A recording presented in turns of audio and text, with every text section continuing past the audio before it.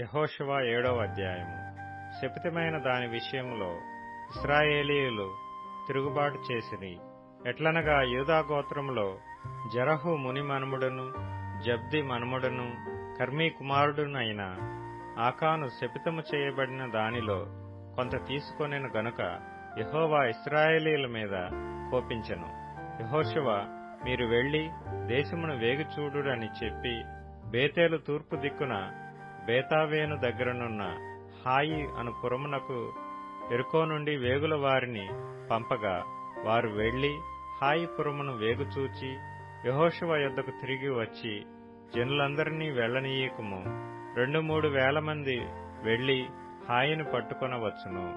జనులందరూ ప్రయాసపడి అక్కడికి వెళ్లనేలా, హాయి వారు కొద్దిగానున్నారు గదా అనిరి. కాబట్టి జనులలో ఇంచుమించు 3,000 మంది అక్కడికి వెళ్లిరి గాని వారు హాయి వారి ఎదుట నిలువలేక పారిపోయిరి. అప్పుడు హాయి వారు వారిలో 36 మనుషులను హతము చేసిరి. మరియు తమ గవిని యొద్ద నుండి షాబారీము వరకు వారిని తరిమి మోరాదులో వారిని హతము చేసిరి. కాబట్టి జనుల గుండెలు కరిగి నీరైపోయెను.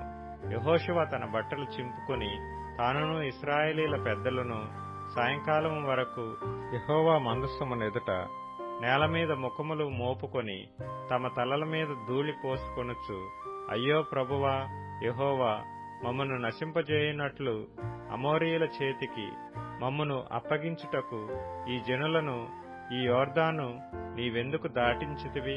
మేము యొర్దాను అవతల నివసించుట మేలు. ప్రభువా కనికరించుము.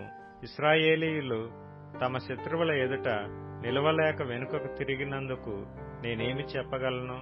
కనానీయులను ఈ దేశ నివాసులందరూ విని మమ్మను చుట్టుకొని మా పేరు భూమి మీద ఉండకుండా తుడిచివేసిన ఎడల ఘనమైన నీ నామమును గూర్చి నీవేమి చేయదు అని ప్రార్థింపగా, యెహోవా యెహోషువతో ఇట్లనెను, లెమ్ము, నీవేళ ఇక్కడ ముఖము నేల మోపికొందువు.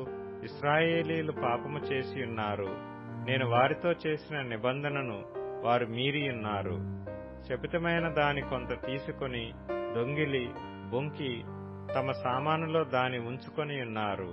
కాబట్టి ఇశ్రాయేలీలు శాపగ్రస్తులై తమ శత్రువుల ఎదుట నిలవలేక తమ శత్రువుల ఎదుట వెనుకకు తిరిగిరి.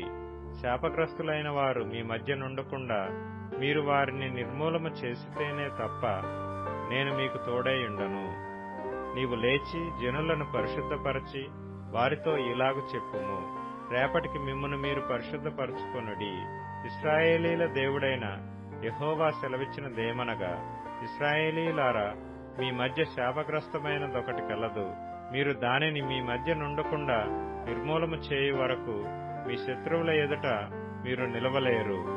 ఉదయమున మీ గోత్రముల వరుసను బట్టి మీరు రప్పింపబడుదురు. అప్పుడు యెహోవా ఏ గోత్రమును సూచించునో అది వంశముల వరుస ప్రకారము దగ్గరకు రావలెను. యెహోవా సూచించు వంశము కుటుంబముల ప్రకారము దగ్గరకు రావలెను. యెహోవా సూచించు కుటుంబము పురుషుల వరుస ప్రకారము దగ్గరకు రావలెను. అప్పుడు శపితమైనది ఎవని యొద్ద దొరుకునో వానిని వానికి కలిగిన వారినందరినీ అగ్నిచేత కాల్చివేయవలెను. ఎలయనగా వాడు యెహోవా నిబంధనను మీరి ఇశ్రాయేలులో దుష్కార్యము చేసినవాడు అనెను. కాబట్టి యెహోషువ ఉదయమున లేచి ఇశ్రాయేలీలను వారి గోత్రముల వరుసను బట్టి దగ్గరకు రప్పించినప్పుడు యూదా గోత్రము పట్టబడెను. యూదా వంశమును దగ్గరకు రప్పించినప్పుడు జెరహీయుల వంశము పట్టబడెను. జెరహీయుల వంశమును పురుషుల వరుసను దగ్గరకు రప్పించినప్పుడు జబ్ది పట్టబడెను. అతడును అతని ఇంటి పురుషుల వరుసను దగ్గరకు రప్పింపబడినప్పుడు యూదా గోత్రములోని జెరహు ముని మనుమడును జబ్ది మనుమడును కర్మీ కుమారుడునైన ఆకాను పట్టబడెను. అప్పుడు యెహోషువ ఆకానుతో, నా కుమారుడా, ఇశ్రాయేలు దేవుడైన యెహోవాకు మహిమను చెల్లించి ఆయన ఎదుట ఒప్పుకొని నీవు చేసిన దానిని మరుగు చేయక నాకు తెలుపుమని నిన్ను వేడుకొనుచున్నానని చెప్పగా, ఆకాను యెహోషువతో, ఇశ్రాయేలీల దేవుడైన యెహోవాకు విరోధముగా నేను పాపము చేసినది నిజము. దోపుడు సొమ్ములో ఒక మంచి షీనారు పై వస్త్రమును 200 తులముల వెండిని 50 తులముల ఎత్తుగల ఒక బంగారు కమ్మిని నేను చూచి వాటిని ఆశించి తీసుకొంటిని. అదిగో నా డేరా మధ్య అవి భూమిలో దాచబడి ఉన్నవి.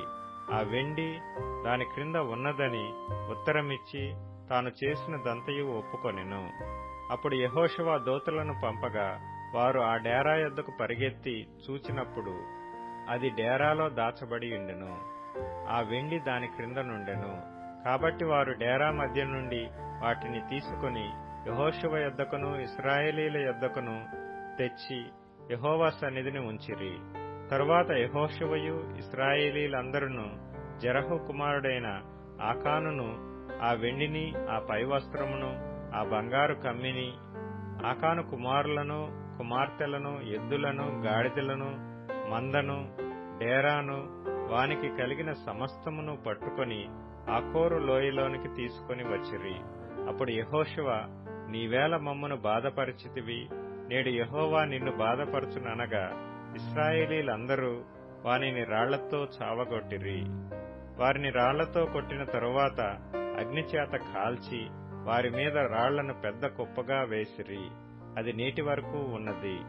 అప్పుడు యెహోవా కోపోద్రేకము విడిచిన వాడై మళ్లుకొనెను. అందుచేతను నేటి వరకు ఆ చోటికి ఆకోరు లోయ అని పేరు.